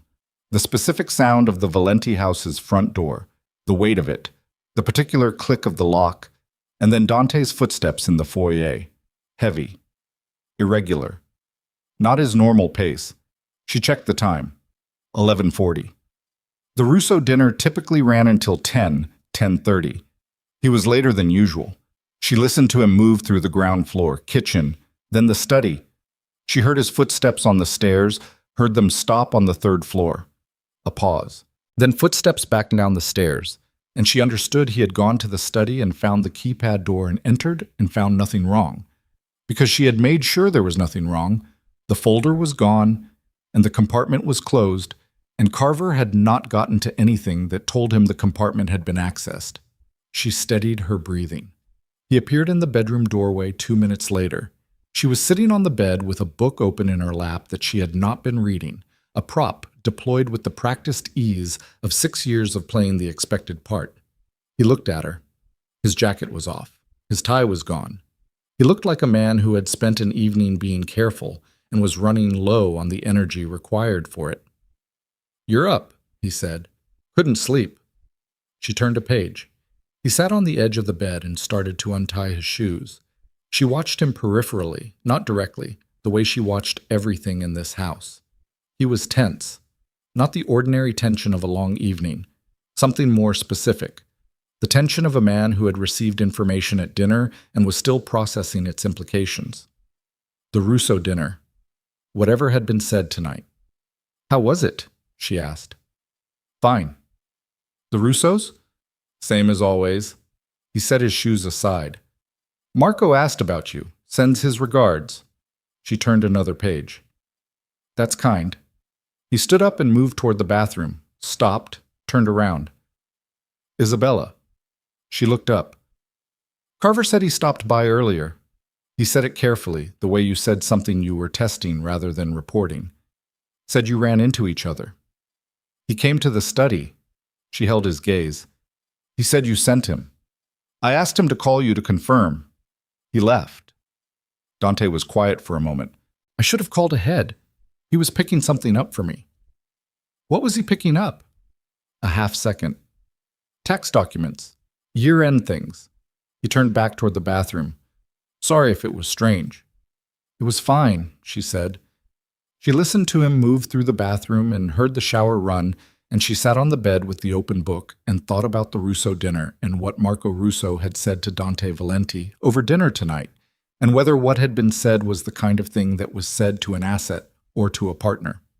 She needed to know what had changed in the last 8 hours.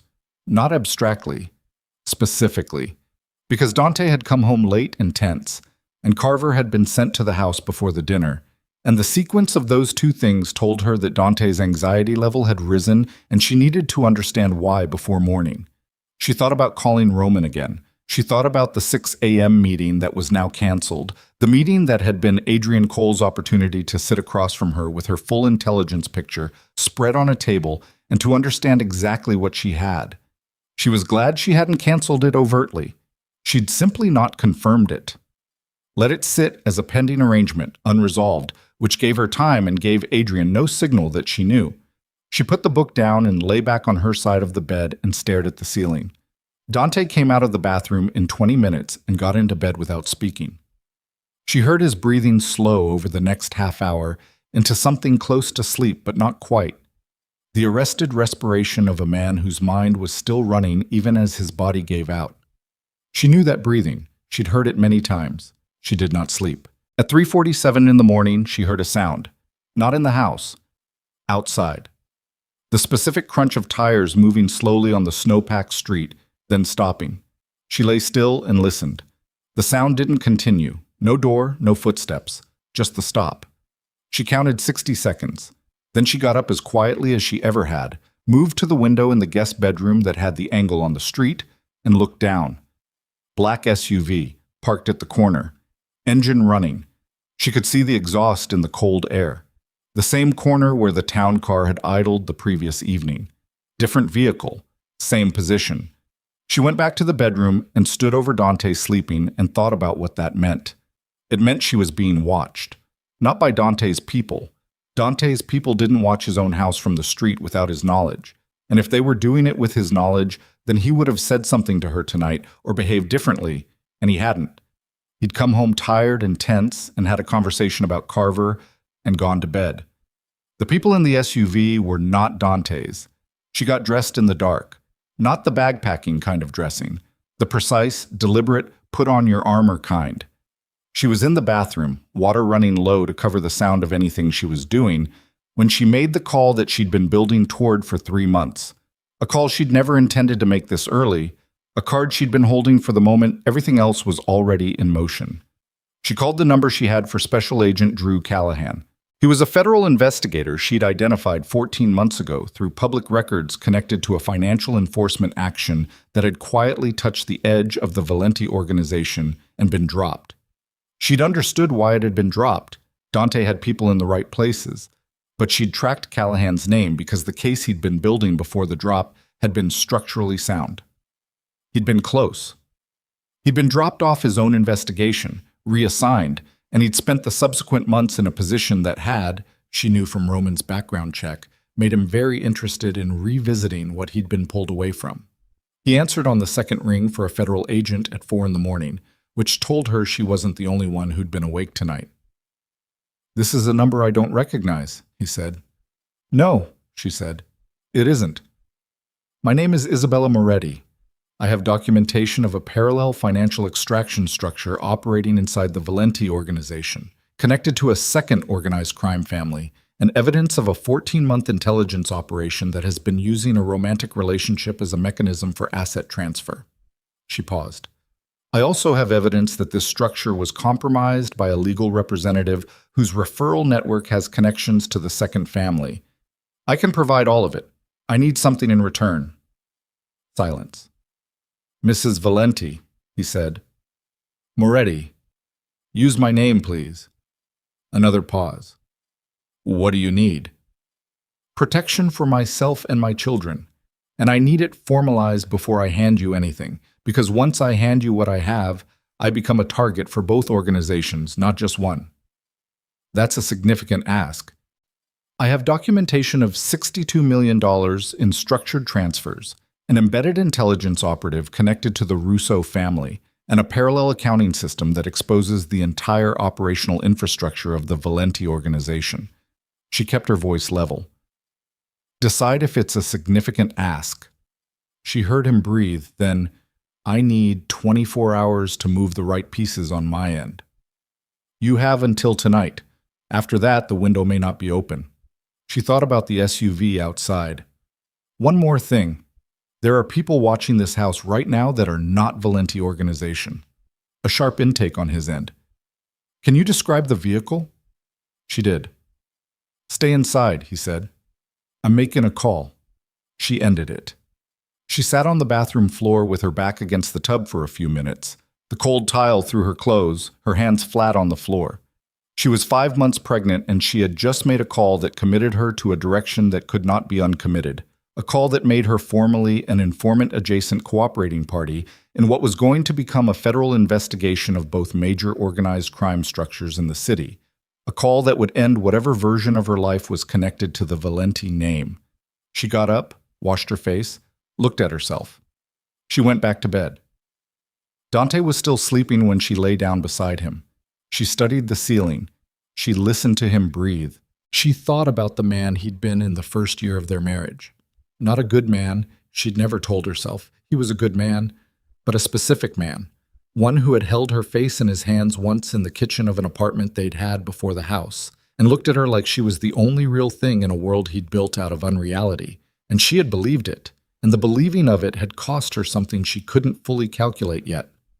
She thought about what Victoria had said. I didn't know it would go this far. The morning came in gray and cold through the curtains.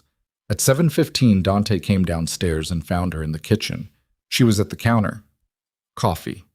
The same position as yesterday, same mug, same expression. The carefully maintained surface of a woman who was managing her days and not much else. He looked at her for a moment longer than usual. I have to go out, he said. All right. He poured coffee. I might be late tonight. I'll be here. He turned around and looked at her directly, and this time the look was different from any look he'd given her in months. Something in it was alive in a way the recent ones hadn't been. Not warmth, but alertness. The specific alertness of a man who was trying to read something and finding the page harder to see than he expected. You feeling okay? He asked. Fine. She met his eyes. The girls were moving last night. I didn't sleep great. Something moved across his face at the word girls, a flicker so fast it almost wasn't there, and she understood he was still registering the twins as an abstraction, something he knew intellectually and had not yet internalized in any way that competed with the plans he'd been building. You should rest, he said. I will. He left at 7:40. She watched his car clear the driveway. Then she picked up the burner phone and called Roman and said, I need Paulson and Reyes. Today. Not a call. In person. A location you know is clean. I need them to understand what they're being asked to do, and I need them to decide before noon. Isabella, if you're about to do what I think you're about to do, Dante is going to move on me before I'm ready. Someone at that dinner last night changed his timeline. I can feel it, which means I need to accelerate mine. She paused. I contacted Callahan. A long silence. You went federal. I went federal. Another silence. Then Roman, quiet and steady. I'll have Paulson and Reyes at the Kinsey Street location by 10. She ended the call. She moved through the house with a different quality of motion than she'd moved through it before. Not the careful, performance-conscious movement of a woman managing appearances, but the direct and purposeful movement of someone who had stopped managing and started executing. She went to the study. She took photographs of the remaining contents of the false compartment. She documented the state of the room. She moved to the master bedroom and photographed the closet, the safe in the closet that held Dante's emergency documentation, passports, a cash reserve, the kind of materials a man kept ready because his life had always required him to be ready. And she did not touch any of it, but she recorded its existence and its location with the burner phone. She was downstairs, coat on, bag in hand, when she heard the car outside. Not Dante's car, not the SUV from last night. She'd checked the corner when she came downstairs and it was gone. This was a different sound, a vehicle stopping closer, directly in front of the house. She went to the side window and looked out. A silver sedan. She didn't recognize it. Two people got out. A man she didn't know, and behind him, adjusting her coat as she stepped onto the sidewalk, moving toward the front door with the purposeful pace of someone who didn't need to check the address because they already knew it. Vivienne Laurent. Isabella's hand went still on the curtain. Vivienne was here, at the house. At 8:15 in the morning, the day after Christmas, walking toward the front door of the home Isabella shared with Dante, with a man Isabella had never seen before, and an expression on her face that was not the expression of a woman conducting a secret affair, but the expression of someone who had been authorized to be exactly where she was. The doorbell rang. Isabella stood in the hallway and looked at the front door and felt something she hadn't felt in the entire 3 months of building and planning and enduring, the clean, clarifying heat of fury, arriving without warning, burning through every layer of composure and strategy and patience she'd assembled, because this woman was standing on her doorstep in the daylight and ringing the bell like she had a right to be here, like the territory was already ceded, like the transition had already happened in every way that counted. She breathed. In through the nose. Out slowly. She set her bag down beside the hallway table. She opened the door. Vivienne Laurent looked at her with an expression that recalibrated in the half-second of recognition. She had expected Isabella could see it happen. Someone else, or no one, or a housekeeper, any outcome except the woman of the house answering the door directly at 8 in the morning, looking exactly like what she was, fully dressed, clear-eyed, unmoved. "Mrs. Valenti," Vivienne said. Her voice was controlled. French-accented English, precise, the voice of someone who had trained the hesitation out of it. "Moretti," Isabella said. A pause. "Excuse me?" "My name is Moretti. Use it." Isabella held the door without opening it further. "You're early." The recalibration happened again, faster this time, a second recalibration on top of the first, because Isabella's response was not the response of a woman who didn't know who was standing on her doorstep. It was the response of a woman who had been expecting this, and had simply been expecting it at a different time. Vivienne looked at the man beside her. Something passed between them. "I think," Vivienne said carefully, "we should talk." "I think," Isabella said, "you should tell me which of the Russo family sent you to my house, and what exactly you were told this morning would be different about the situation than it was yesterday." The silence that followed was the kind that confirmed everything. Vivienne's composure held. It was good composure, trained, maintained, genuinely professional. And Isabella could see it working, could see the real-time management happening behind Vivienne Laurent's eyes as she processed the fact that the woman standing in front of her was not operating from the position she'd been told to expect. "Can we come inside?" Vivienne said. Isabella looked at the man beside her, at Vivienne, at the silver sedan at the curb with its engine still running. She stepped back from the door. "One of you," she said. "He waits outside." Vivienne came in alone. Isabella closed the door and they stood in the foyer and looked at each other. Two women in the hallway of a house that belonged, in various legal and organizational senses, to a man who was currently across the city making decisions that affected them both. A man who had no idea that the two of them were standing 3 feet apart in his own home. "How much do you know?" Vivienne said. "Everything relevant." Isabella folded her arms. "How much do you know about what you're actually part of?" Something shifted in Vivienne's face. A very small shift, almost imperceptible, but Isabella was watching for it and she caught it. The flicker of a woman who might know more or less than she'd been told to present, and who was in this moment also doing a calculation about what was safe to say. "I know what I was sent here to tell you," Vivienne said. "Then tell me." Vivienne looked at her steadily.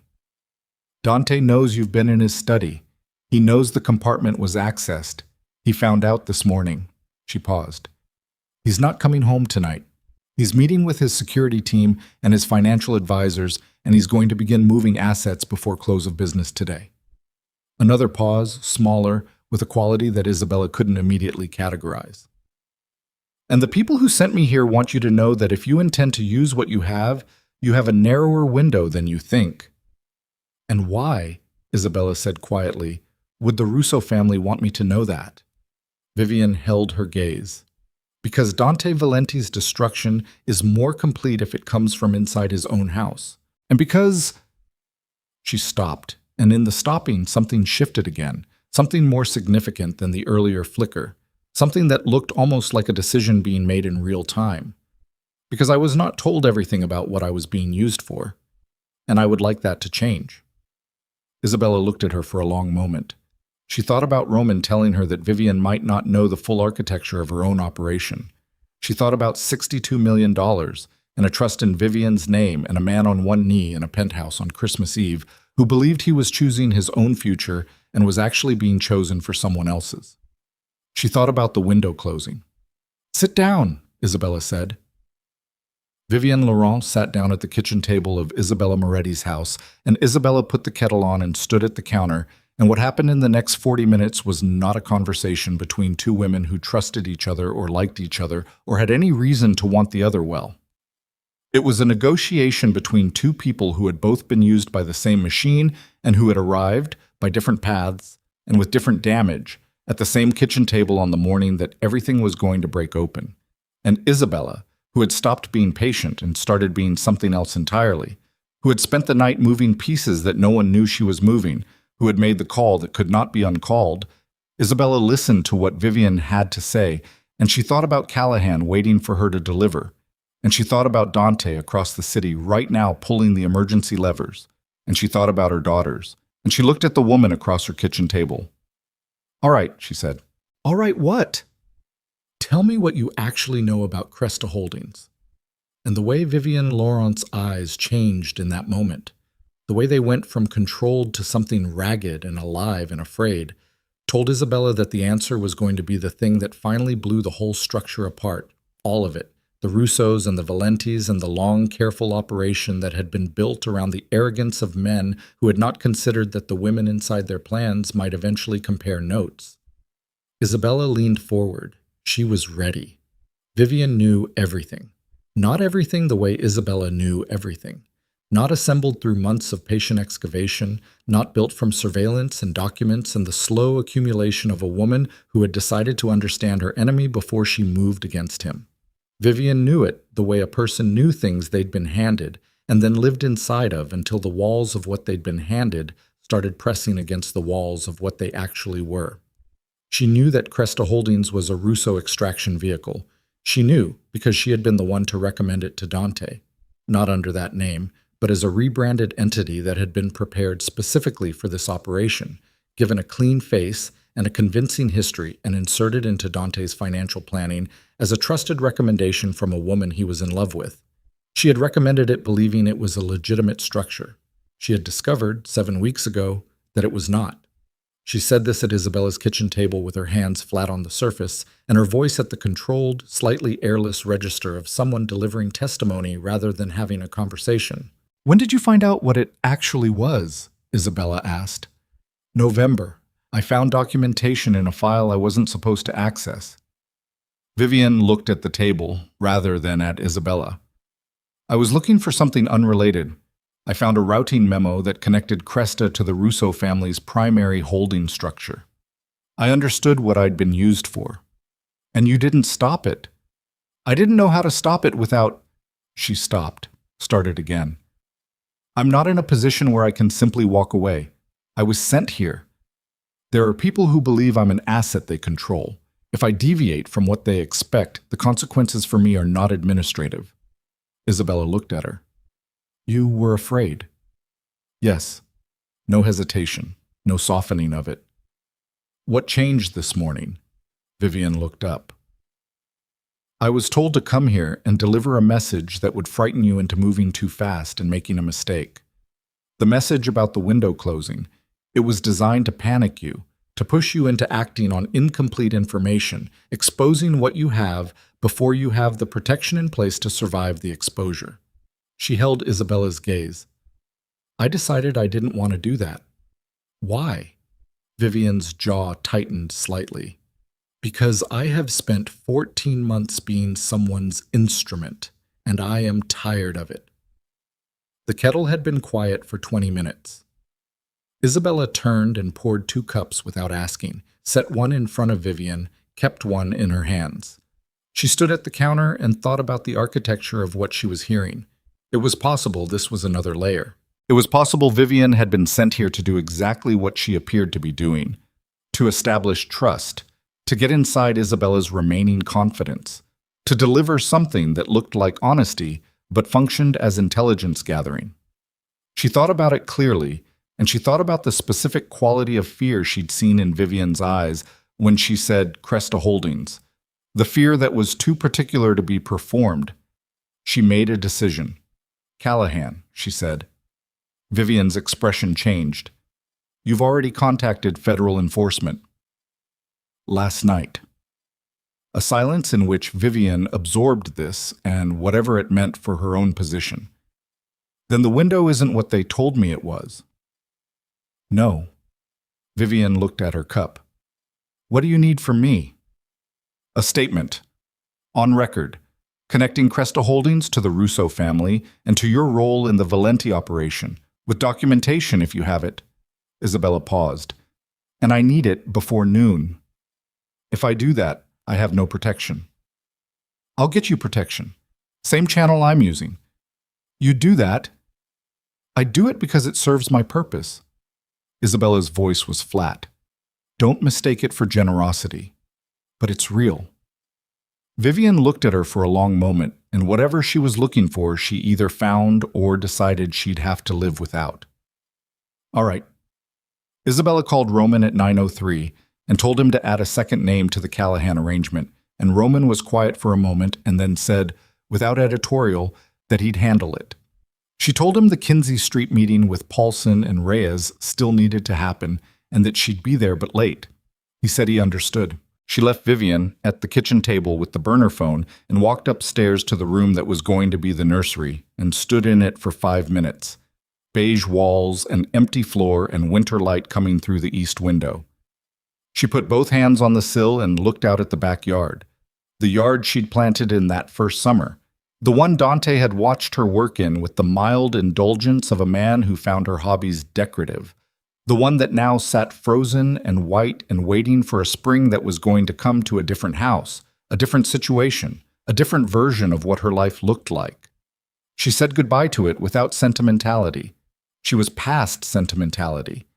But she said it, quietly and specifically, because the woman she'd been in that yard deserved acknowledgement, even if she couldn't be preserved. Then she went back downstairs. The meeting at Kinsey Street happened at 10:50. Isabella sat in a back room of a dry goods warehouse that Paulson used for purposes unrelated to dry goods, and across from her sat two men who had worked inside the Valenti organization for a combined 23 years and who had, between them, the kind of knowledge of the organization's operational infrastructure that was worth considerably more than the loyalty Dante had assumed he'd purchased with their salaries and their fear. Marcus Paulson was 50, solid, with the face of a man who'd made a series of pragmatic decisions and was at peace with most of them. Luis Reyes was 46 and thinner, with watchful eyes and the specific stillness of someone who had survived inside violent systems by never being the loudest thing in the room. She told them what she needed, not everything. She gave them what was relevant to their part of it, which was operational documentation and testimony about the organizational structure, chain of command, the flow of resources through the Northside operations. She told them that federal enforcement was already engaged and that the arrangement she'd made included provision for cooperating parties. Paulson said, "How long have you been building this?" "Long enough," she said. He looked at Reyes. Something passed between them. Not hesitation, more like confirmation. The look of two people who had been having a private conversation about a hypothetical that had just become actual. "What happened to Victoria Hale?" Reyes asked. She looked at him. "What do you know about Victoria?" "I know she's been feeding information to someone outside the organization for the last 6 months. I didn't know who. I thought it was a competitor." He paused. "Now I'm thinking it was the Russos." "It was." Isabella kept her voice level. "Through a referral network connected to their legal representation." Paulson exhaled through his nose. "Does Dante know?" "Dante doesn't know anything about the Russo operation. He thinks Vivian Laurent is his. He thinks his affair is a private matter and his financial restructuring is his own planning and his future is something he's choosing." She let that sit for a moment. "He's wrong about all of it." Reyes said, "He's going to move on you today." "I know." "You're not going home." "No." Another exchanged look. Then Paulson leaned forward, set his forearms on the table, and said, "What do you need us to do and when?" She told them. She was back in her car by 12:30, parked 2 blocks from the federal building on Dearborn, when Callahan called the burner number. He had the arrangement. He had the provision for Vivian. He needed Isabella in his office by 2 o'clock with everything she had: physical documents, the USB drive, the Ashland file from Garrett, the surveillance documentation. "And the second cooperating party?" she asked. "Arrangement confirmed." He paused. "Mrs. Moretti." "Ms. Moretti, I need you to understand that once you walk through this door today, the protection is real, but so is the process. This is going to take time. It's going to be public. It's going to be in the news and in the courts, and your name is going to be attached to it in ways you may not be able to control." "I know." "And your husband, your estranged husband, is going to understand immediately who initiated this." "That's fine," she said. "I want him to know it was me." A pause. All right. 2:00. She sat in the car for a moment after the call. The street outside was ordinary, people moving through the cold, a city conducting itself on the day after Christmas with the slightly deflated energy of a holiday ending. She watched a woman push a stroller across the intersection, moving fast, leaning into the wind, her coat open, too busy to be cold. She started the car.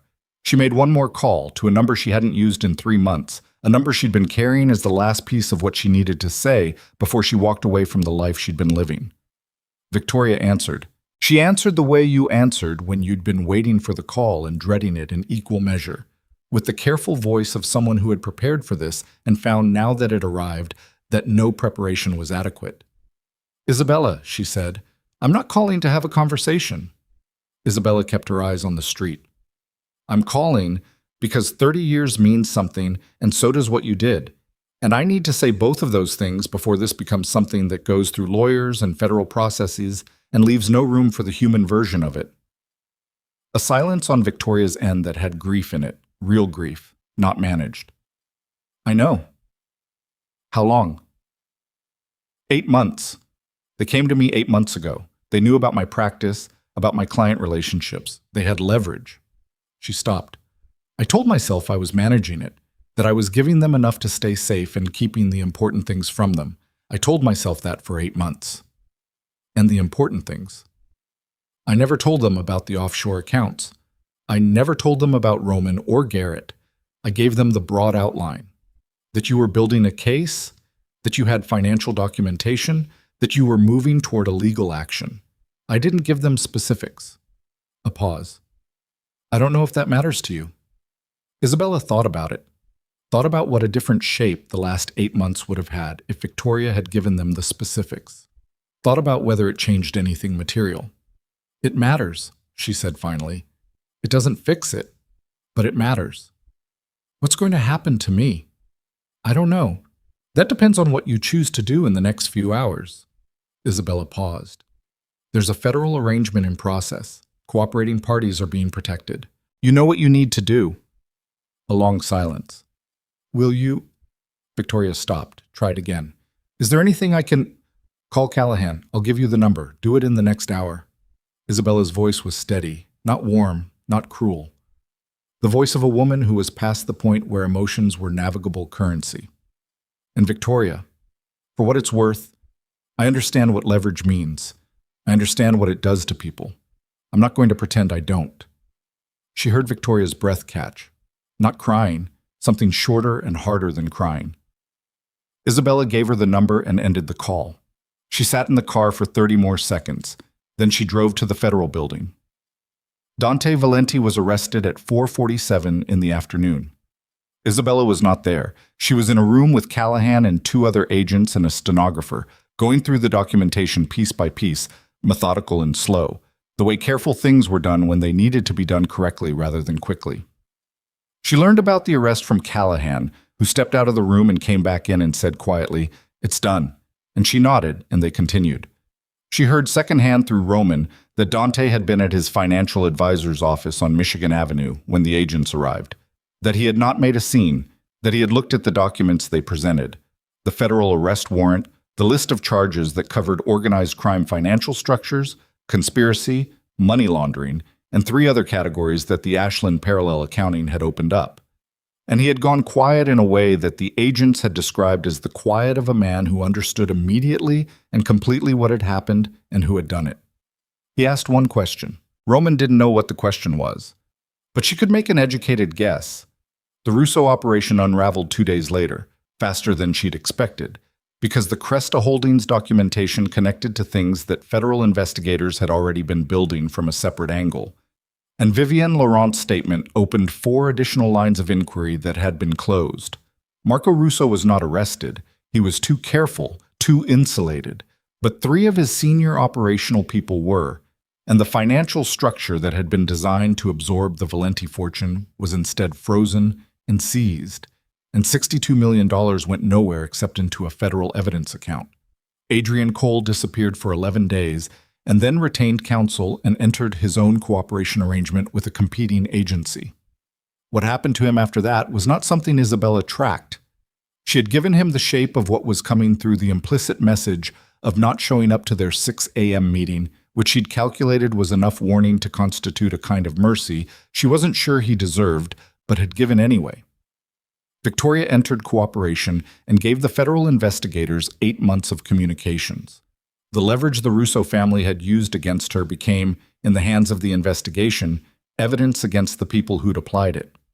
Whether that constituted full accountability for what she'd done was a question that didn't have a clean answer, and Isabella had stopped looking for clean answers around the time she'd stopped expecting clean outcomes. The house on North Lakeview was seized. She had expected this. She had moved everything she needed before she walked into the federal building, and she had understood since August that the house was not going to be the place she raised her daughters. She spent 6 nights in a federal protected residence and then moved to the Wilmette property, her property, in her name, the deed she'd photographed in Dante's study and secured in her bag on Christmas night. It was smaller than the house on Lakeview, smaller than anything she'd lived in since before the marriage. She stood in its empty rooms on the first evening and listened to the quiet of it and felt, underneath the exhaustion and the grief that had been waiting since Christmas Eve to be acknowledged, something she didn't have a clean name for. Not relief exactly. More like the first breath after a long time underwater. Involuntary, necessary, slightly painful in the taking. She set up the smaller bedroom as a nursery.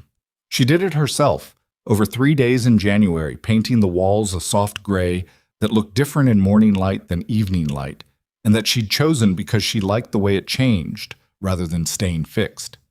She built the cribs from flat pack boxes, following the instructions with the same methodical attention she gave everything, tightening each bolt twice, checking the stability before moving on. Garrett Solis left the city in January. The Harmon Street situation was handled as she'd promised, through channels that Roman managed with the discretion the situation required. She didn't know where Garrett went, and she didn't ask. Some exits were cleaner without a forwarding address. Paulson and Reyes gave their testimonies and entered protected status. She heard from Roman that Paulson had moved his family to a different state and was working in something unrelated to anything he'd done for the last 2 decades. She thought that was probably the closest thing to a good outcome that was available to someone in his position. Roman Cross stayed. He had nowhere dramatic to go and no desire to go there, which she'd understood about him from the beginning. He was not the kind of person who exited situations. He was the kind who recalibrated inside them. He checked in every 2 weeks, brief and practical, and she let the relationship find its own shape without trying to define it. He had done what she'd asked and done it well, and that was a rarer thing than it should have been. Sophia and Elena Moretti were born on March 3rd at a hospital on the north side, in the early morning before the city had fully woken up. They were small and loud and entirely themselves from the first moment, each one distinct in the ways that mattered.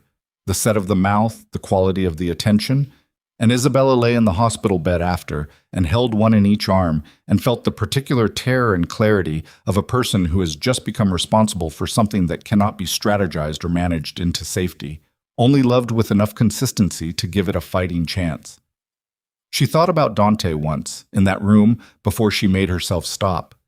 She thought about the man in the first year who had held her face in his hands. She thought about how the same hands had signed a document designed to erase her from the life they'd built, and she held both of those things at the same time, and she understood that they were not contradictory, that people contained both, the tenderness and the betrayal, and that understanding it didn't require forgiving it, and that the person who had been destroyed by it and the person who had survived it were the same woman at different points in the same story. She did not cry, but she stayed with it for the length of a few breaths before she let it go. The trial began in May. She testified for 3 days. She was precise and specific, and she answered what was asked without elaboration or performance.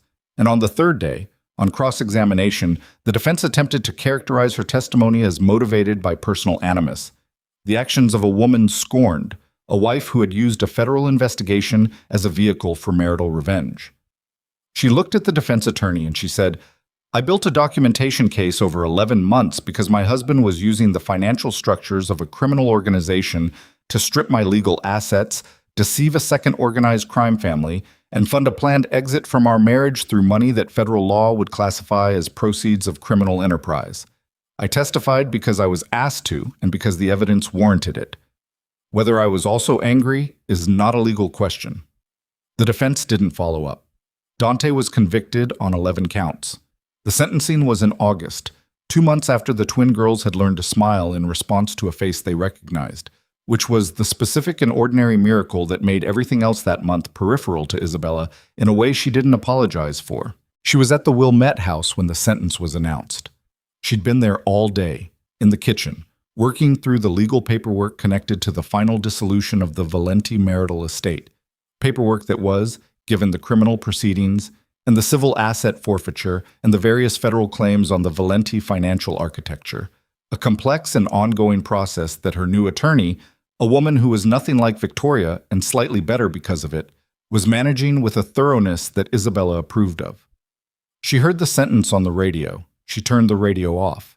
She went to the nursery and lifted Sophia out of the crib, where she'd been awake but quiet, doing the intent and serious assessment of the ceiling that infants performed as though it contained information. She sat in the chair by the window and held her daughter and looked out at the backyard of the Wilmette property, which was smaller than the yard on Lakeview and had a different quality of light, afternoon rather than morning, the kind that came in low and warm and made ordinary things look briefly significant. Elena was asleep. Isabella watched her through the crib slats. 2 faces she'd begun to know the way you knew things you'd made, not just the surface of them, but the interior logic, what the sounds meant, what the expressions predicted, the specific language of 2 people who had no language yet and communicated everything anyway. She thought about what she was building. Not an empire, not a structure that required other people's fear to hold its shape. In the months since the federal case had opened, she had been quietly laying the groundwork for something different, a legal advocacy organization, working specifically with women in positions similar to the one she'd occupied, women inside powerful families where the resources and the danger and the legal complexity were so entangled that most conventional support structures were inadequate. She had money from the legitimate marital assets the court had confirmed as hers, the Wilmette property, the documented personal savings. She had, more importantly, a specific and extensive knowledge of exactly how these situations were constructed from the inside. It was not dramatic work. It did not announce itself. It required the same patience and the same precision as everything else she'd done over the last year, and it would not produce visible results quickly. And there was no version of it that felt like victory in the clean way that movies promised victories would feel. It felt like work. Like the only work she knew how to do now, which was to look at a system that had been built to keep people in positions they hadn't chosen and to find, methodically and without illusion, the places where it could be entered and changed. She looked down at Sophia, who had fallen asleep against her chest, with the absolute unselfconsciousness of someone who had not yet learned that the world required you to hold yourself carefully. She put her free hand over her daughter's back and felt the small rise and fall of her breathing, steady and continuous and entirely unconscious, the body doing its work without being told. Outside, the light was changing. The afternoon beginning its slow slope toward evening, the shadows from the trees lengthening across the yard, the sky going from the clear pale blue of a Chicago fall afternoon toward the deeper tone that came before dark. She would need to make dinner soon. She would need to answer 2 emails about the organization. She would need to call Roman about a meeting next week. She would need to do 100 ordinary things that constituted the infrastructure of a life being rebuilt from the parts that had survived. She stayed in the chair a little longer. She thought about a woman who had stood at a window on Christmas Eve and watched a street go quiet and known, in some part of herself that was ahead of the rest, that the life she was looking at was already in the process of ending. That woman had been patient and had been building and had been right about some things and wrong about others, and had been betrayed by people she'd trusted and had survived it by choosing, at each point of failure, to keep moving rather than to stop. She was not that woman anymore. She was not the woman from the first year either, the one who had believed a man when he said she was the only person he would never betray. She was something that had come after both of those, something that didn't have a clean name, but that sat in a chair in the afternoon light with 2 daughters asleep in a room she'd painted herself, and felt, Not happiness exactly, but the particular and unglamorous steadiness of a person who has walked through the thing they thought would destroy them and found on the other side that they are still standing. Still standing, still deciding. Still, in the end, the only person whose choices had ever actually shaped her life. She held her daughter, and she breathed, and she let the light change. That was enough. For now, it was enough.